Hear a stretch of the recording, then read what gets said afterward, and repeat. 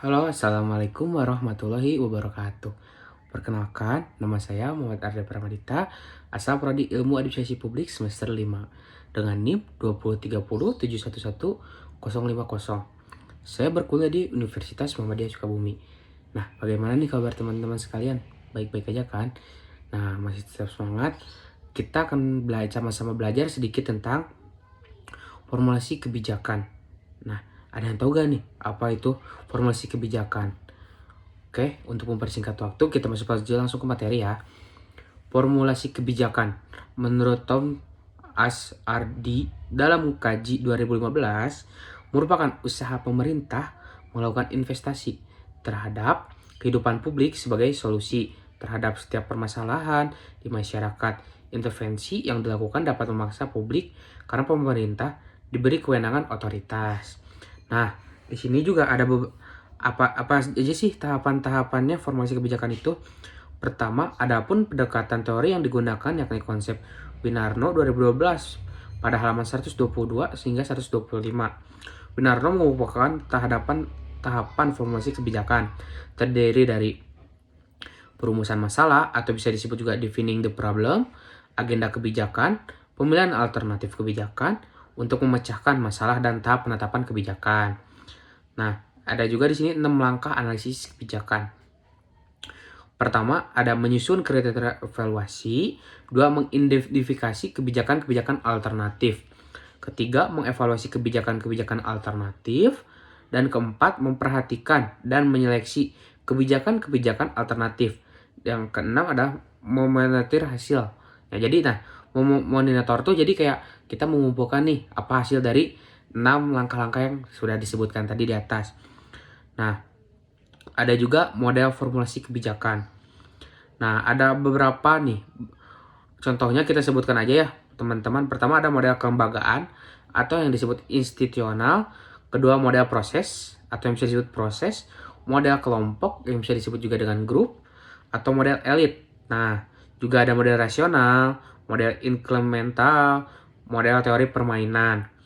Nah, selain itu juga apa sih tujuan dari analisis kebijakan ini tuh? Nah, tujuan dari analisis kebijakan adalah memberikan informasi kepada pembuat kebijakan yang dapat dipergunakan untuk memecahkan masalah dalam masyarakat. Di samping itu juga, analisis kebijakan juga bertujuan untuk meningkatkan kualitas kebijakan yang dibuat oleh pemerintah. Nah, biasanya dibuatnya itu oleh badan eksekutif ya teman-teman, kayak DPR, MPR, atau juga presiden, kayak peraturan presiden juga. Nah,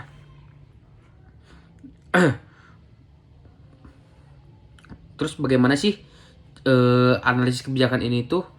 Nah, analisis kebijakan pada dasarnya terdiri dari 3 langkah utama, yaitu perumusan masalah kebijakan, terus ada perumusan alternatif kebijakan, dan pemilihan alternatif kebijakan itu sendiri. Hasil dari ketiga langkah utama tersebut kemudian didokumentasikan dalam wujud makalah kebijakan. Nah, selain itu juga ada juga apa sih kenapa gitu kita sebagai mahasiswa harus pusing-pusing belajar. Nah, pertama juga kebijakan publik dipelajari dalam rangka mempertimbangkan ilmiah, yaitu untuk menambah pengetahuan yang lebih mendalam mulai dari proses pembuatan kebijakan, perkembangannya, serta akibat-akibat yang ditimbulkan bagi masyarakat. Jadi kita itu sebagai kaum intelektual harus bisa juga bermanfaat gitu di lingkungan. Nah, dengan belajarnya ini kita bisa mengetahui gitu kebijakan-kebijakan yang dibuat oleh pemerintah itu benar apa salah. Nah, terus juga menurut kalian nih apa sih faktor-faktor pendekatan nih di analisis kebijakan ini? Ada yang tahu gak nih? Pendekatan analisis suatu kebijakan mengacu pada penelitian yang dilakukan sebenarnya dalam pengembangan suatu kebijakan, pembuatan kebijakan dalam suatu birokrasi, misalnya pegawai negeri senior, di mana kebijakan tersebut dapat dikembangkan. Terus siapa yang faktor-faktor yang ada di dalamnya gitu?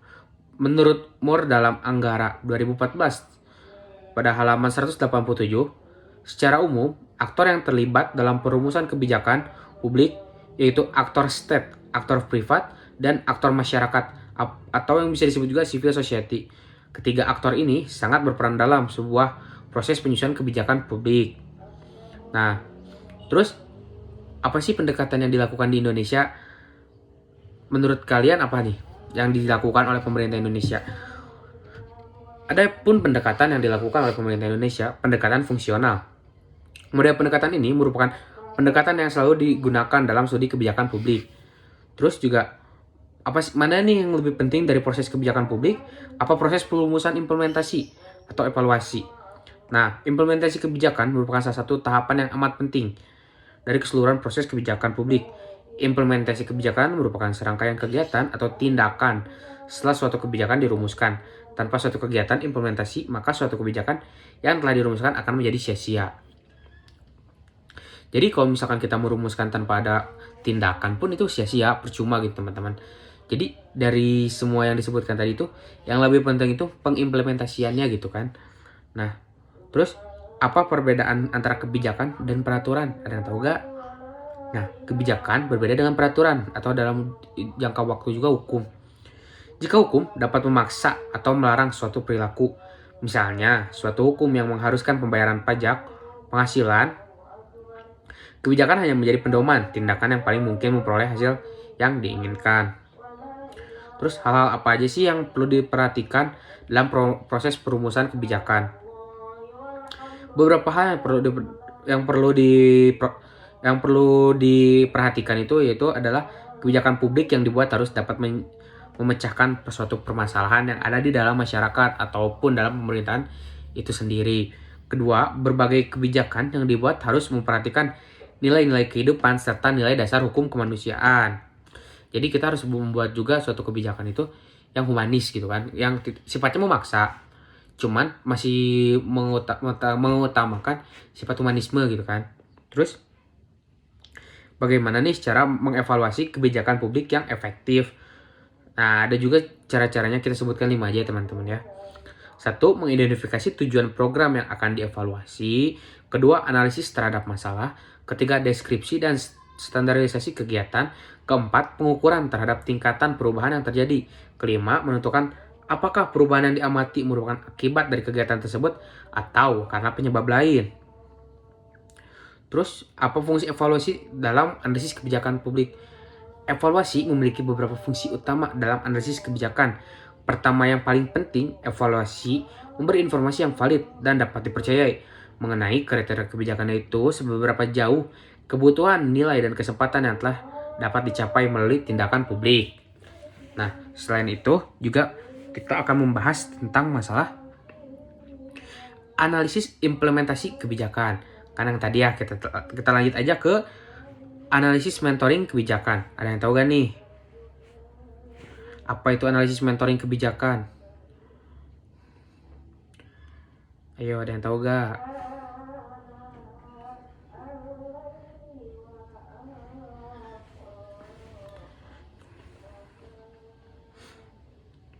Nah, dilansir dari Business Dua Community, mentoring adalah sebuah proses untuk membantu seorang belajar pengetahuan baru dari orang lain yang lebih berpengalaman. Dalam bahasa Indonesia, mentoring juga dikenal dengan sebutan pendampingan. Nah, teman-teman, kayaknya untuk itu kita skip dulu ya.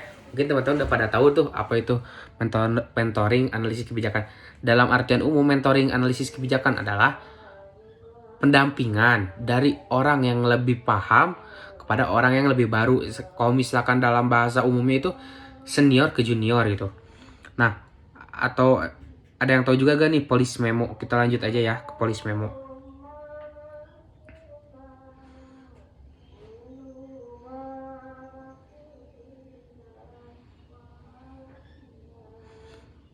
Nah, polis memo atau bisa disebut juga polis brief merupakan dokumen rasional dalam memilih kebijakan tertentu yang bertujuan untuk meyakinkan sasaran atau pembuat kebijakan untuk mengadopsi rekomendasi kebijakan yang ditawarkan. Nah, terus bagaimana nih cara-cara kita untuk membuat polis brief atau polis memo ini? 1.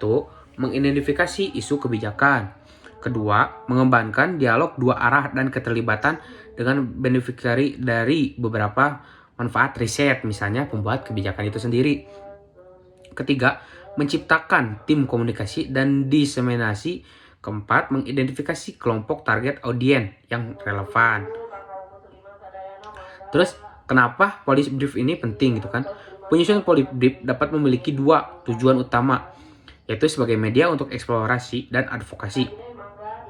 Police brief sebagai media eksplorasi tidak hanya memberikan sebuah rekomendasi terpilih, namun police brief juga sebagai media advokasi memberikan pilihan terhadap sebuah solusi tertentu. Terus apa itu material police? Nah, material police adalah kebijakan yang mengatur tentang pengalokasian, penyediaan sumber-sumber material yang nyata bagi penerimanya. Contoh kebijakan publik, rumah sederhana, public good police adalah kebijakan yang mengatur tentang penyediaan barang-barang pelayanan oleh pemerintah untuk kepentingan orang banyak. Nah, terus apa tujuan utama dari penyusunan police brief pada suatu kebijakan? Nah, tujuan meyakinkan para pihak atau target stakeholder akan pentingnya permasalahan saat ini dan mengapa perlu mengadopsi alternatif yang dipilih. Police brief juga berfungsi mendorong untuk melakukan tindakan tertentu dan sekaligus memberi masukan bagi pemerintah dalam menganalisis kebijakan yang lebih efektif. Misalkan seperti sekarang kan pemerintah Indonesia itu lebih mengutamakan tentang jalan-jalan ya teman-teman, atau bisa disebut juga kayak tempat publik gitu kan. Kayak sekarang pemerintah Jokowi itu lebih mengutamain kayak pembangunan. Nah, mungkin kalau misalkan dari teman-teman untuk memberikan pendapat bahwasannya pembangunan jalan tol di Papua kayak Trans Papua atau Trans Jawa gitu tidak penting. Nah, kita bisa melakukan dengan metode ini teman-teman. Misalkan menurut teman-teman ada yang lebih penting dibanding kita membangun Trans Jawa, Trans Papua ataupun pembangunan yang bersifatnya ke pembangunan umum gitu kan. Misalkan kan seperti sekarang pemerintah membangun sesuatu itu dengan mungkin dapat bantuan dari negara lain dengan meminjam uang. Nah, kan sebagaimana yang kita ketahui peminjaman itu tidak gratis. Pasti kita itu ada hitam di atas putihnya. Misalkan pemerintah Indonesia bila mana tidak bisa membayar bagaimana dan berapa suku bunga per bulan, atau misalkan kalau di hitungan negara kurang tahu ya, mungkin per tahun juga gitu kan teman-teman.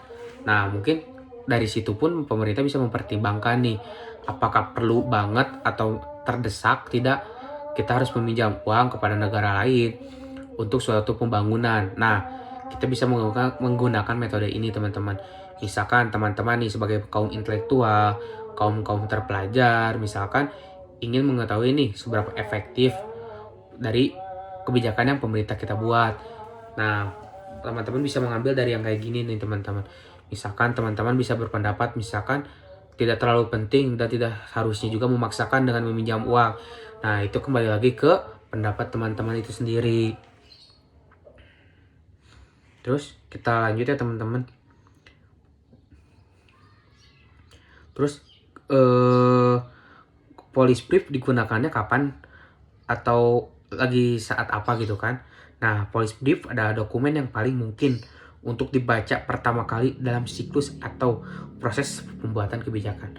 Nah, jadi misalkan nih teman-teman sudah membuat police brief nih, atau senior teman-teman, nah teman-teman mau membuat lagi, nah mungkin teman-teman bisa membaca dulu police brief atau pembuatan police brief yang sudah dilakukan oleh senior teman-teman sendiri.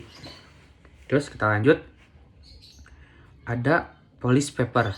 Nah, ada yang tahu gak nih police paper itu apa? Bentar ya, kita cari dulu police paper.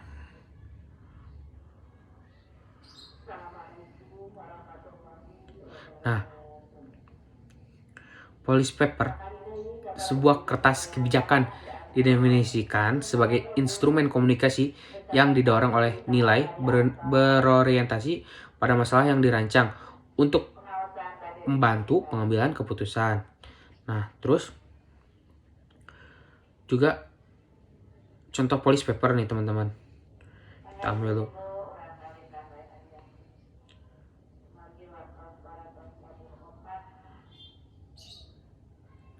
Police paper tuh kalau misalkan kata kita sih bisa disebut juga kayak alat komunikasinya gitu ya, dari analisis yang sudah dibuat. Kayak misalkan kita ingin berkomunikasi dengan orang-orang yang di bawah kita. Nah, kita bisa menuliskannya di police paper. Misalkan, kalau misalkan dalam bahasa umumnya sih kayak kertas yang kita buat untuk mencantumkan hasil analisis yang kita buat gitu. Terus kita belajar mitigasi resiko kebijakan.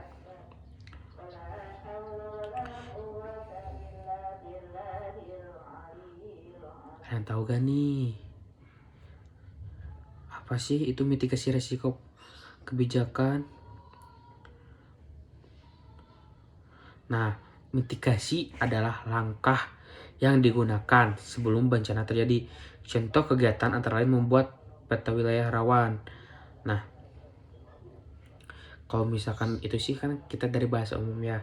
Nah, untuk misalkan belajar dari ini sih, ini nih teman-teman.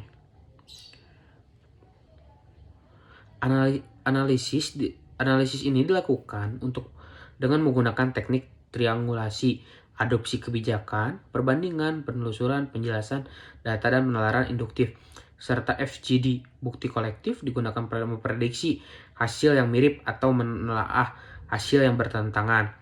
Tetapi untuk alasan bersifat prediksi teoritis, temuan studi menunjukkan tata kelola mitigasi risiko dapat membentuk penyelenggaraan pelayanan publik, menghadap potensi risiko akibat krisis, melakukan guncangan di kawasan berdasarkan keberhasilan penanganan potensi risiko akibat bencana maupun ketimpangan sosial, ekonomi, dan lingkungan. Proses tata kelola mitigasi risiko berjalan karena komitmen pimpinan daerah, harmonis, regulasi, pemetaan, para pemangku kepentingan yang melibatkan warga, penggunaan pelayanan swasta serta wakil universitas, media massa, dan LSM dengan pendekatan partisipasi, kolaborasi, dan adaptasi. Kemudian proses diikuti dengan pilihan tindakan, perbaikan secara terus-menerus. Adapun faktor pembentuk mitigasi risiko pelayanan publik yang terpenting adalah kepatuhan dan sinergitas di antara para pemangku kepentingan, mulai dari penilaian kerentanan, beragam ancaman, dan potensi risiko dampak pembangunan bandara, serta pelaksanaan aktivitas mitigasi dengan daya gunakan peran serta kolaborasi multi pihak pemangku kepentingan itu sendiri. Nah, terus bagaimana sih cara mitigasi resiko dijelaskannya? Nah, kita juga ada 5 cara nih, cara mengidentifikasi apakah kebijakan itu beresiko apa tidak. Pertama, mengidentifikasi resikonya terbesarnya apa, terus menguji produknya. Maksudnya, misalkan kita membuat kayak sekarang kan pemerintah itu menaikkan harga BBM. Nah, kita itu sebelum kita merealisasikan, mungkin kita juga bisa mengidentifikasinya dulu nih. Kalau misalkan si BBM ini dinaikkan, dampaknya apa nih? Terus, bila mana si BBM ini ditetapkan dengan harga persekian, keuntungan bagi negara tuh untuk apa gitu kan. Nah, terus juga ada pendekatan human centris design. Nah, masih saling berkaitan teman-teman. Maksudnya apa? Jadi yang kayak tadi saya sebutkan, pemerintah itu menganalisis dulu nih, mengidentifikasi kalau misalkan si BBM ini dinaikkan, apa sih masalah yang akan timbul. Terus bila mana si masalah si A atau B ini timbul, bagaimana nih cara pengatasannya. Nah, kita itu bisa melakukan dengan pendekatan human centris design. Nah, jadi bagaimana nih suatu masalah itu kita selesaikan. Misalkan kayak harga BBM misalkan naik karena subsidi diangkat. Nah, si subsidi ini dialokasikan untuk yang lain. Misalkan seperti pemulihan ekonomi pasca COVID-19 kemarin. Karena yang bisa kita ketahui kan teman-teman, bukan rahasia publik lagi, bahwasannya pemerintah pun kocar-kacir gitu karena kejadian kemarin itu. Terus juga kita melakukan manajemen portofolio produk, terus fokus pada pembelajarannya itu. Jadi 5 ini tuh saling berkaitan teman-teman. Dari mengidentifikasi, terus menguji, terus pendekatan, terus melakukan manajemen portofolio, dan 5 fokus pada pembelajaran. Jadi setiap masalah itu pasti ada jalan keluarnya gitu kan. Nah, bagaimana?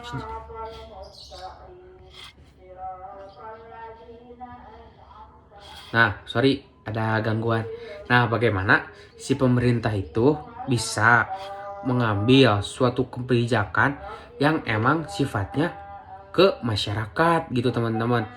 Contohnya nih, misalkan si BBM kan, kita berbicara BBM aja ya, yang emang luang lingkupnya itu luas. Misalkan nih si BBM itu dinaikkan, otomatis kan si si subsidi itu kan ditarik ya. Nah, si subsidi yang harusnya ke BBM itu dipindahkan kemana gitu. Misalkan kita untuk pembangunan pemerataan sekolah-sekolah di pelosok-pelosok negeri seperti di Papua. Nah, kan di Papua juga itu mereka, maaf ya teman-teman, untuk sekolah itu hal-hal yang sangat istimewa gitu. Karena Pertama dari sumber daya manusianya, kedua juga dari sumber daya bangunannya. Maksudnya di sini apa? Karena bangunan-bangunan di Papua itu, walaupun mereka penghasil emas terbesar, tetapi masyarakatnya masih kurang yang sejahtera. Karena pertama, pendidikannya yang sangat kurang gitu teman-teman. Masyarakat di sana, yang saya ketahui ya, lebih memilih untuk bekerja dibanding untuk sekolah. Kedua, juga ada faktor adat istiadat teman-teman. Jadi masyarakat di sana masih kental gitu adat istiadatnya. Nah, makanya kita juga mungkin pemerintah itu mengambil subsidi ini untuk pemberdayaan, pemerataan juga pendidikan. Karena kan kalau bila mana pendidikannya meningkat, maka sumber daya manusia kualitasnya pun meningkat. Nah, mungkin pendapatan per kapita di kemudian tahun, di kemudian hari pun pemerintah akan meningkat gitu teman-teman. Mungkin ya. Terus juga ada perbedaan mengenai risiko dan mitigasi risiko. Nah, mungkin terlalu canggung ya teman-teman. Apa perbedaannya sih gitu kontrol risiko dan mitigasi risiko?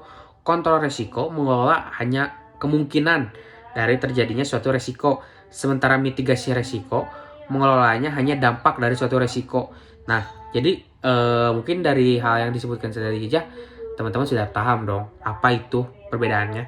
Jadi kalau misalkan mitigasi risiko.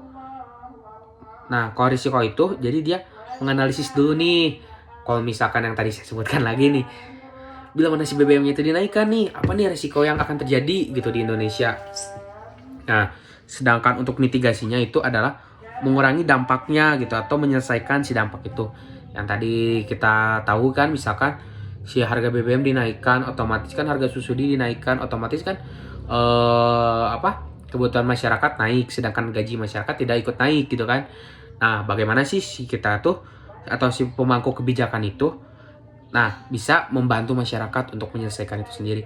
Misalkan entah dengan memindahkan si subsidi untuk BBM ini untuk jadi ke subsidi makanan pokok, ataupun entah untuk pemberdayaan. Kayak kan sekarang kita tahu ya teman-teman, balik lagi, pemerintah sekarang itu lebih mengutamakan ya pembangunan gitu kan. Nah, sampai membangun jalan tol aja kan sampai berapa biji gitu kan. Mungkin itu tuh untuk mendobrak juga sih teman-teman perekonomian Indonesia. Karena kan bisa kita ketahui ya, di pelosok-pelosok negeri itu banyak loh sumber-sumber daya alamnya tuh yang tidak bisa sampai ke kota. Jadi hanya ruang lingkupnya tuh di putaran itu saja gitu. Misalkan kita ambil suatu kasus nih, misalkan teman-teman tinggal di Papua, di Timika misalkan. Nah, di Timika itu kan jalan untuk kita ke kota Jayapuranya itu kan jauh ya teman-teman ya. Nah, kita tuh harus naik pesawat, sedangkan kan harga aftur aja nggak murah gitu kan. Nah, sampai di sana itu mie instan aja bisa sampai 15.000, 10.000, sedangkan kita tahu ya kan, kalau untuk di daerah Jawa Barat khususnya itu cuma 3.000, paling mahal itu 5.000 gitu kan untuk Indomie itu.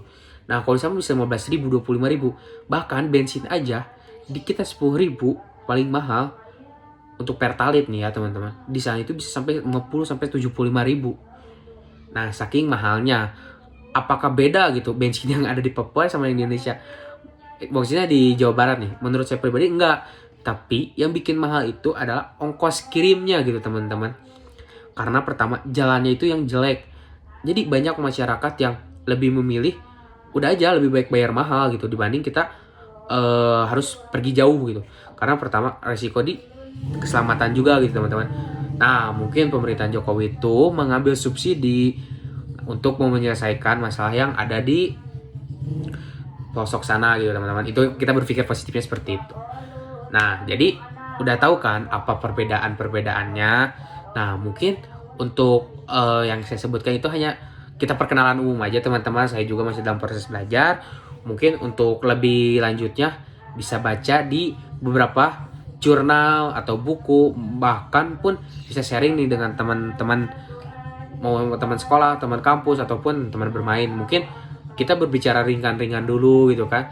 Nah, mungkin untuk mempersingkat waktu, mohon maaf bila ada kata-kata yang kurang berkenan di hati para teman-teman sekalian. Akhir kata, wabillahi taufiq wal hidayah. Wassalamualaikum warahmatullahi wabarakatuh.